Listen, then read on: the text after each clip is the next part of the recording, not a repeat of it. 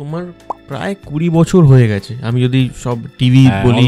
এই যে তুমি ঘষে মেজে আজকে যেই রূপে দাঁড়িয়েছো, মূলত কি পার্থক্য দেখতে পাও? ঘষে মেজে আমি অনেক চৌকস হয়েছি ঠিকই, কিন্তু যে ইনোসেন্সটা তখন আমার মধ্যে ছিল সেটা আজকে আর নেই। আজকে একটা চরিত্রকে অ্যাপ্রোচ করার সময় আমি অনেক বুদ্ধি দিয়ে করি, তখন আমি হৃদয় দিয়ে করতাম। এখন আমি টেকনিক দিয়ে অ্যাপ্রোচ করি।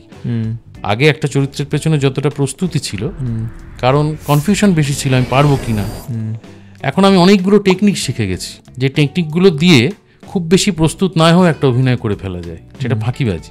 তো সেই সময়কার আমি আর এই সময়কার আমি যদি মুখোমুখি দাঁড়াই, তাহলে আজকের আমি তোমাকে অনেক কম সময় একটা কাজ ডেলিভার করে দিতে পারবো, কিন্তু তার মধ্যে জেনুইনিটি কম থাকবে বলে আমার মনে হয়। কিন্তু ভালো পরিচালকের হাতে পড়লে তো তখন আবার ওই পুরোনো আমিটা ফিরে আসি।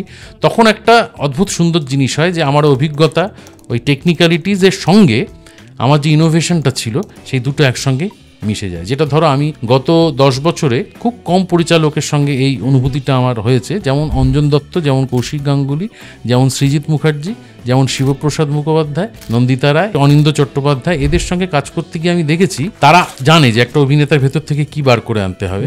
তা তারা এই শেয়ানা যে অভিনেতাটা এখন আমার মধ্যে বাস করে, তারা কোথাও উস্কে দিতে পারে সেই পুরোনো আমিটাকে, 20 বছর আগের আমিটাকে।